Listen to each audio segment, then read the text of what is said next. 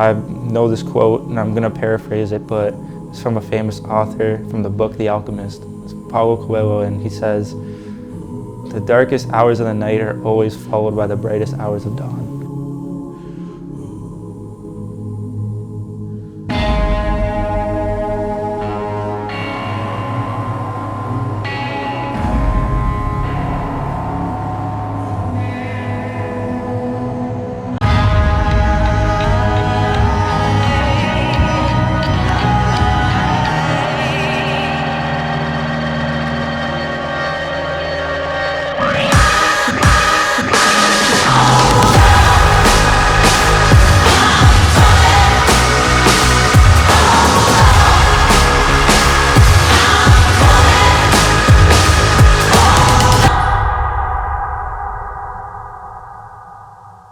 Hi, I'm Josh Pereira. I'm 21 years old.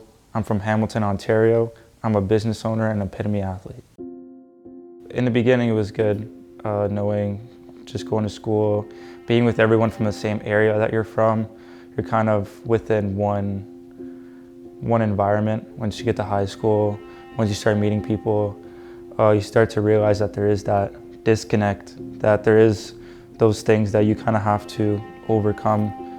I trained out in Burlington, Ontario. It's kind of known to be more of a wealthier area. So everyone I trained with kind of had that financial gain, that financial status where their parents or them, they were pretty wealthy for the most part. And not that my parents were ever in that poor situation where we never had food, never had anything. Like, my parents gave me everything, gave me the world, and always had a roof over my head and food on the table. But in comparison, there was we were down here and everyone financially was up here. I remember just even paying for the whole boxing thing. Like, my dad would put in extra work in the gym and we would do extra things just to have our classes paid for and just be able to train. And that's definitely something that kind of taught me the lesson of hard work paying off, and you have to consistently work hard. And like, there definitely was that disadvantage, but I used it as a motivator to kind of push me and realize that, like, I need to work extra hard in order to be at the same place as these people. And if I want to be better than them, I need to focus. I need to make sure I'm not doing the bare minimum.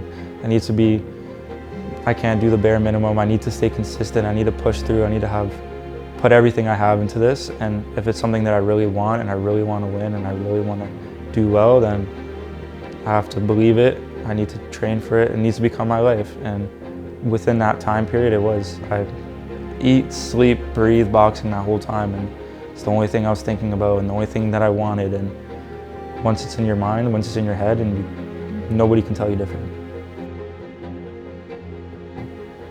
And then once that happened, the rest was history, I guess.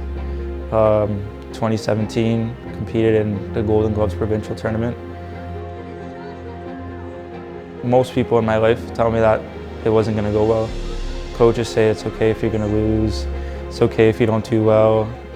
Friends that I thought were my friends, they're saying, like, you can't do this, you can't win, you're too small, you're this, that, and the third, and whatever it may be. But realizing I had the solid people behind me, I had my family, I had my parents. Most importantly, my dad, the one who would always bring me to training, always told me that I can do whatever I need to do, whatever I want to do, and was always the one pushing me forward to continue to work hard. So no matter who was telling me what, and whatever I heard in this year came out the other, and I just knew that I got to push hard and I got to win and kind of make my statement. I guess mentally is just the doubt, I guess, or kind of people doubting you, and you can kind of either take it one way or another. You can either have it tear you down or bring you up. And in that situation, I use it as motivation to kind of prove people wrong and realize that, you know what, I'm not what these people say I am, or I can do what these people say I can't do, and just continue to work hard and push as hard as I can and show them that they're wrong. And like, even in the fight too, like, it's physical, but it's mental too. Like, you need to realize that it's just you and that other person. That person's coming in there to hurt you.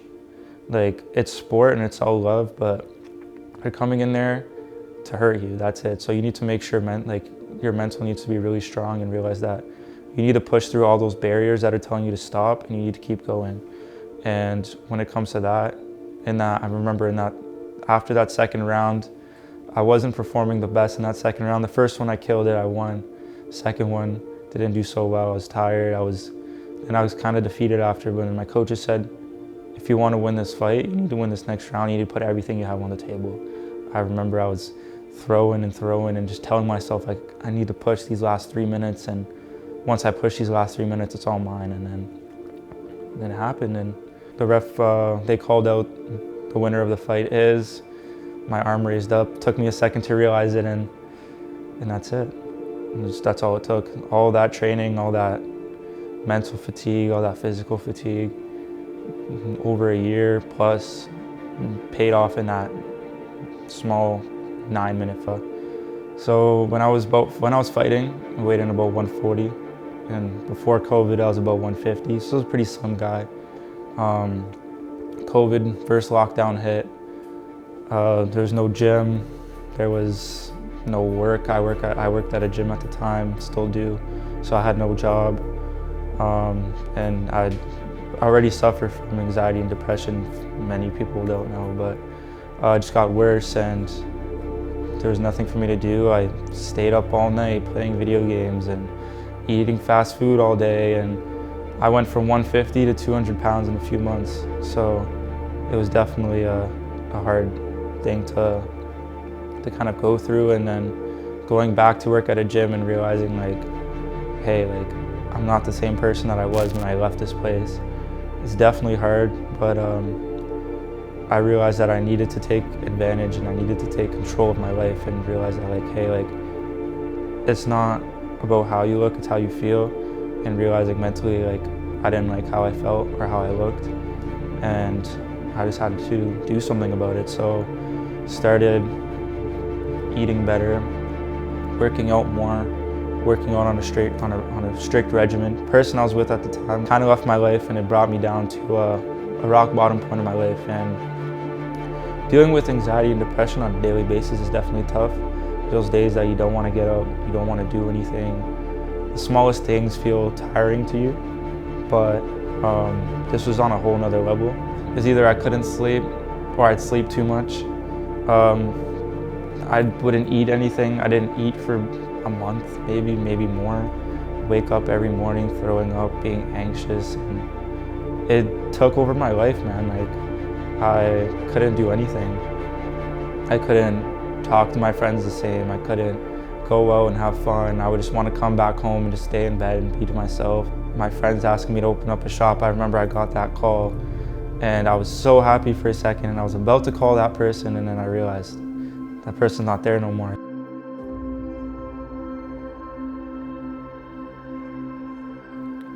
Mental health has been an issue in my life. People have doubted me, used me, and left me during the hardest parts. I felt like I wanted everything but deserved nothing. There were times I'd wake up crying, fall asleep crying, would starve myself because I was too anxious.